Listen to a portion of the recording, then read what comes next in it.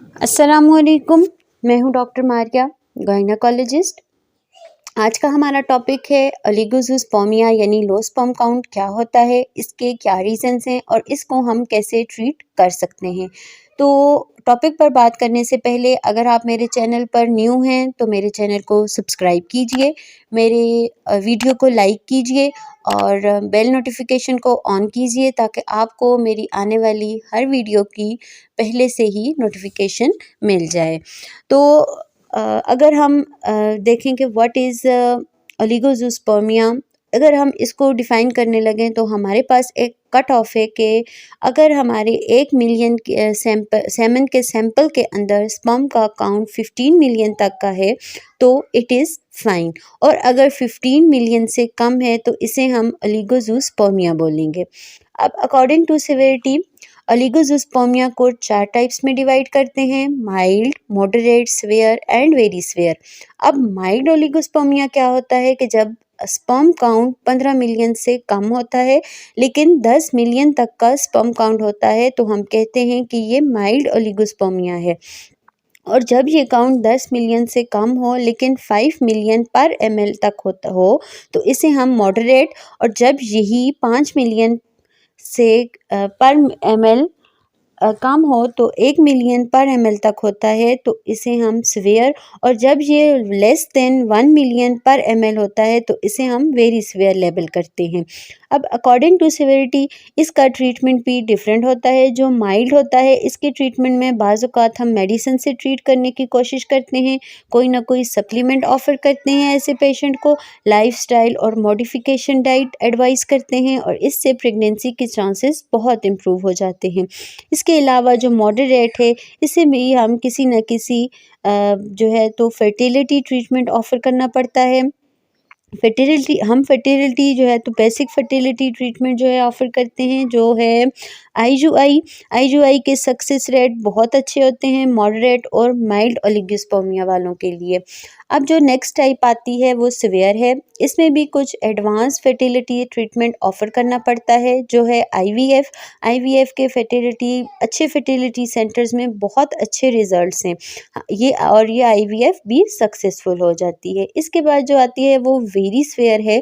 Very sphere में हमें थोड़ा सा मसला होता है क्योंकि वेरी स्फेयर में स्पर्म काउंट्स बहुत ही लो होता है और स्पर्म्स को ढूंढने में काफ़ी मसला होता है, लेकिन इसमें भी हम आईवीएफ की एडवांस फॉर्म यानी एक्सी का ट्रीटमेंट कर सकते हैं, ट्राई कर सकते हैं, क्योंकि इससे भी हमें कुछ ना कुछ रिजल्ट मिल जाता है। चांसेस होते हैं 30 to 35% लोगों में प्रेगनेंसी के। तो इसका सिंपल सा ट्रीटमेंट है। लेकिन क्वेश्चन जो आप लोगों के माइंड में है कि ओलिगोस्पर्मिया जो है तो इसका रीज़न क्या होता है।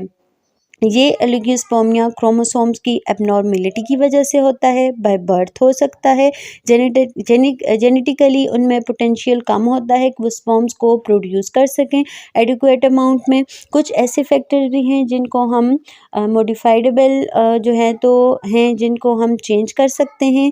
अब इनमें टॉपिक पे आ जाता है कि इन वन मेंटल टॉस के आपका एक्सपोजर हम ऐसे क्या है, हम ऐसे एनवायरनमेंट में रह रहे होते हैं जिसमें हमारा एक्सपोजर जो है वो हैवी मेटल्स के साथ होता है, जैसे लेड और सैनिक और कैडमियम के साथ। फिर हमारा जो वर्क है वो पेस्टिसाइड्स के साथ हो सकता है। लाइक अगर आप फील्ड वर्कर हैं तो आपको पेस्टिसाइड्स के साथ काम करना पड़ सकता है, और अगर आपको गार्डनिंग का शौक़ है तो इसमें भी आप पेस्टिसाइड यूज़ करते हैं तो ये भी आपके स्पर्म की प्रोडक्शन को कम कर सकता है। इसके अलावा अगर आपका फील्ड ऐसा है कि जिसमें आपका रेडिएशन का एक्सपोजर है तो भी आपका स्पर्म काउंट डिस्टर्ब हो सकता है। एक टॉक्सिन है वाइफिनॉल यानी बीपीए, तो ये बहुत टॉक्सिन है। ये प्लास्टिक से रिलीज़ होता है। हम जो प्लास्टिक के बर्तनों में खाना खाते हैं, प्लास्टिक की बोतल में पानी पीते हैं, ये उससे हमारी खुराक में शामिल हो जाता है, और जब हम प्लास्टिक के बर्तनों को ओवन में रखते हैं तो ये प्लास्टिक केमिकल से फूड में एब्जॉर्ब हो जाते हैं, जिसकी वजह से वो हमारी डाइट में शामिल होकर अल्टीमेटली वो हमारे एग्स और स्पर्म्स की प्रोडक्शन को डिस्टर्ब करते हैं। अब अगर नेक्स्ट बात करें तो वो है आपकी ओबेसिटी। आपका ओवरवेट होना स्पर्म की प्रोडक्शन को बहुत ज़्यादा इफ़ेक्ट कर सकता है। हार्मोनल डिस्टर्बेंस होती है ओवरवेट होने की वजह से, और इसकी वजह से स्पर्म की प्रोडक्शन कम हो जाती है। और जो स्पर्म्स होते भी हैं उनकी क्वालिटी भी बहुत पुअर होती है। इसलिए वेट को कंट्रोल करना बहुत ही ज़्यादा ज़रूरी है। इसके बाद बात करेंगे इन्फेक्शंस की। इन्फेक्शंस 2 तरह के होते हैं। एक उनमें से एक तो होता है सेक्सुअली ट्रांसमिटेड इन्फेक्शन। ये भी स्पर्म की क्वालिटी को इन्फेक्ट करता है। अगर कोई इन्फेक्शन है या हाई फीवर होता है तो उसकी वजह से भी स्पर्म की प्रोडक्शन इफ़ेक्ट होती है और बड़े लंबे अरसे तक इफ़ेक्ट रह सकती है।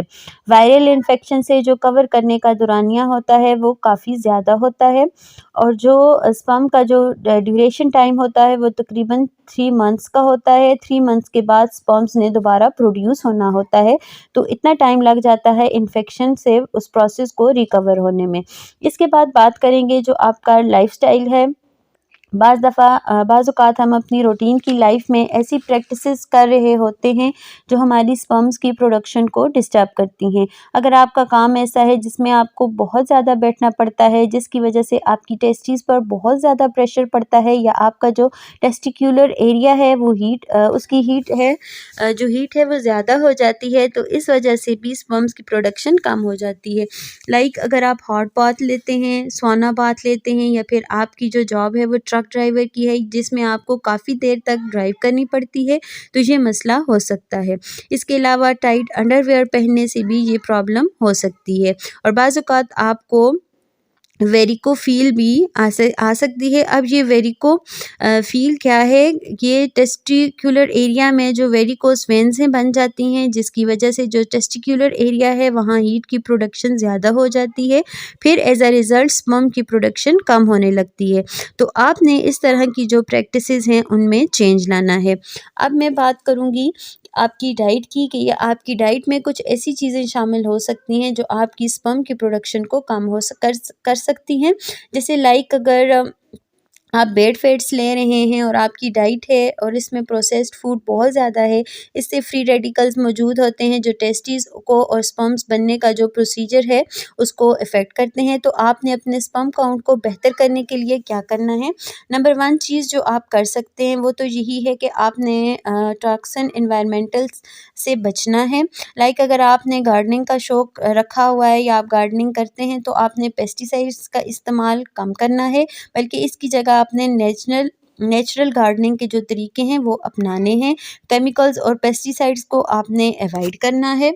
प्लास्टिक के बर्तनों के बजाय आपने शीशे या चीनी के बर्तनों में खाना है और इसके बाद जो मोस्ट इम्पॉर्टेंट है वेट, आपने अपने वेट को मेंटेन रखना है। सिर्फ़ और सिर्फ डाइट से आपके वेट पर कोई फ़र्क नहीं पड़ने वाला। इससे भी बेहतर जो वेट कंट्रोल करने का तरीका है वो है एक्सरसाइज़। अगर आप अपने वेट का 10% वेट भी कम कर लेते हैं तो इससे भी आपकी फर्टिलिटी पर बहुत अच्छा असर पड़ता है। स्पर्म की प्रोडक्शन बहुत ज़्यादा अच्छी हो सकती है। साइंटिफिक रिज़ल्ट जो है वो रिसर्च जो है वो कहती है कि अगर कोई 30 मिनट की भी कोई मॉडरेट किस्म की एक्सरसाइज़ करते हैं, चाहे वो वॉकिंग है, लाइट रनिंग है या जॉगिंग है, तो इससे भी आपकी जो इम्प्रूवमेंट है वो हो सकती है। आपने एक्सरसाइज़ करनी है। नेक्स्ट आ जाते हैं इन्फेक्शन पर। तो वो इन्फेक्शन हैं उन्हें टाइम पर ट्रीट करवाना है। किसी भी इन्फेक्शन को लॉन्ग टर्म नहीं रहने देना, आपने अपने डॉक्टर से कंसल्ट करना है। इसके बाद बात करते हैं डाइट की कि डाइट से हम कैसे इम्प्रूव कर सकते हैं। डाइट से ऐसे इम्प्रूव करना है कि आपने जो चीज़ें खानी है वो बिल्कुल फ्रेश होनी चाहिए। फ्रेश वेजिटेबल्स और फ्रेश जूसेस का इस्तेमाल करना है। आपने प्रोसेस्ड फूड और पैकेट वाली जो फूड है उससे आपने बचना है और अगर जो फल और सब्जियां ले रहे हैं उनमें ग्रीन लीफी वेजिटेबल्स का इस्तेमाल करना है, जैसे पालक आपके लिए बहुत अच्छी है। और अगर आप फल देखें तो सिट्रस फूड जैसे कि संतरा, नींबू हो गया, ये आपके लिए ग्रेट फूड हो गया। ये विटामिन सी से रिच फूड होता है। एंटीऑक्सीडेंट इनमें बहुत ज़्यादा होता है, इसलिए आपने इनका इस्तेमाल करना है। यहाँ मैं आपको 2 टिप्स दूँगी कि अगर आपने अपनी फर्टिलिटी को जल्दी बूस्ट करना है तो मैं आपको ये 2 रेमेडीज़ बताऊँगी। आपने अपनी डाइट में ड्राई फ्रूट का इस्तेमाल करना है। आपने अपनी सुबह का आगाज़ ही ड्राई फ्रूट से करना है। आप 2 तरह के ड्राई फ्रूट जो स्पर्म का काउंट है उसको इंक्रीज़ करने में हेल्पफुल हैं। एक है वॉलनट यानी कि अखरोट और दूसरा है आलमंड यानी कि बादाम। अगर आप रोज़ 3 से 5 बादाम और मुट्ठी भर अखरोट का इस्तेमाल करते हैं तो इससे आपके स्पर्म काउंट पर बहुत मुस्बित असर पड़ता है। अगर आप डेयरी प्रोडक्ट्स यूज़ करते हैं तो इसमें आपने डेयरी प्रोडक्ट्स यूज़ जो करने हैं वो होल फैट करनी है।